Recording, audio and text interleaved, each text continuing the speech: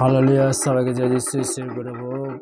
রোজ আমাদের একটু মানুষের আশীর্বাদে প্রার্থনাতে আসি, আজও আসতে পেরেছি। যে আজকের যে হ্যাপি নিউ ইয়ার বিষয়ে নতুন বছরের বিষয় সে বিষয় নিয়ে আমি প্রার্থনাতে অবশ্যই যাব। কেননা আমরা কেন নতুন বছর আশীর্বাদে প্রার্থনা কেন করি, কেন পাওয়াতে প্রার্থনা করি, যে পুরো বছরটা যেন সুন্দর যায়, প্রত্যেকটা সন্তানকে যেন সুরক্ষিত রেখে সুন্দর রাখে। তো আজকের সেই বিষয় নিয়ে আমি আজকের বিশেষ করে যে কিছু সময় পিতার আরাধনাতে বাক্যতে যে আসতে পেরেছি, তো তেমনি বলতে কি পিতার ধন্যবাদও যে আমরা কেন পালন করি, তো তেমনি আমরা যেন সুরক্ষিত থেকে আমাদের দীর্ঘ আয়ুর বিষয় যেন বাড়ায়, সেই বিষয় নিয়ে আমরা যে নতুন বছর প্রত্যেক বছর হয়ে থাকে, তো তেমনি বলতে কি সেই বিষয় নিয়ে আমি প্রার্থনাতে যাব। আজকে সেই নতুন বছরে কিছু সময়ের মধ্যে আমরা নতুন বছরে প্রবেশ করব, তো বাজ পিছনে চলছে, তো আমরা প্রার্থনাতে যাব।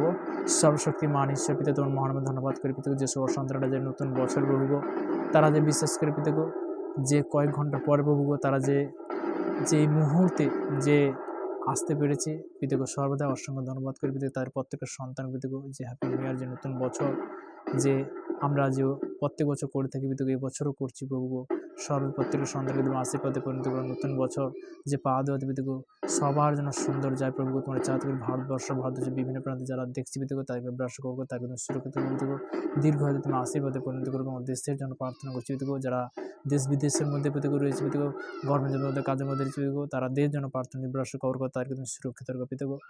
তোমার বাক্য চাইতে বাক্য ছিল, বাক্য পিতা পরমেশ্ব সমস্ত সৃষ্টি করেছিল, তুমি সৃষ্টিকর্তা মালিক প্রভু। আমার বিশ্বাস পেতে এই প্রার্থনা আসলে প্রভু যীশু খ্রিস্টের নাম থেকে যেন আমার নামে।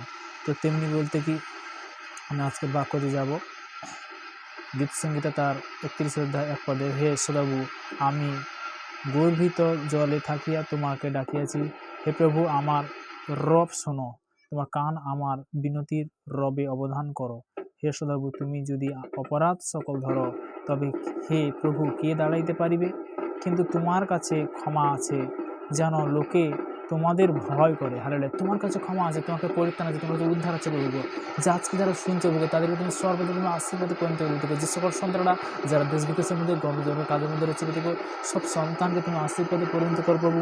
অলরেডি বলতে কি যে বাজি পরিণত হচ্ছে, তো তেমনি বলতে কি যে সর্বদা, কেননা আমরা এই সময়টা আনন্দ সহকারে যখন আসি পিতার কাছে, পিতা তখন আশীর্বাদে পরিণত করে। তিনি হলেন কৃপাবান ঈশ্বর, তিনি কি মঙ্গলময় ঈশ্বর, তিনি কি সর্বশক্তিমান ঈশ্বর।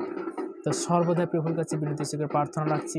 তো তেমনি বলতে কি পিতা প্রত্যেকের সন্তানকে আশীর্বাদে পরিণত করুক। তো তেমনি বলতে কি আমরা প্রত্যেক বছর যে ডিসেম্বর মাসে আমরা শুভযাত্রাও করে থাকি। তো তেমনি বলতে কি অবশ্যই সে শুভযাত্রা বলতে কি আরও বড় ধরনের যেন করতে পারি, প্রভুর কাছে চাহাত করছি। তো তেমনি বলতে কি যে সর্বদা ঈশ্বরের গৌরব। তো আমরা যে আজকের যে অনলাইনের মধ্যে যে সব সন্তানরা শুনছে, তো তেমনি প্রত্যেকটা সন্তানকে আরও আশীর্বাদ করুক, পিতার কাছে চাহাত করি। তো তেমনি বলতে কি যে প্রত্যেকটা সন্তান যেন তারা জানতে পারে যে নতুন বছর যে আশীর্বাদে যে পা ধরতে প্রার্থনা, যে সেই প্রার্থনার মধ্যে যে জুটছে যিশুর নামে, তাদেরকে জীবনে মিরাকল হবে যিশুর নামে। পিতা পুত্র পবিত্র আত্মার নাম থেকে চালাম, আমেন আমেন আমেন।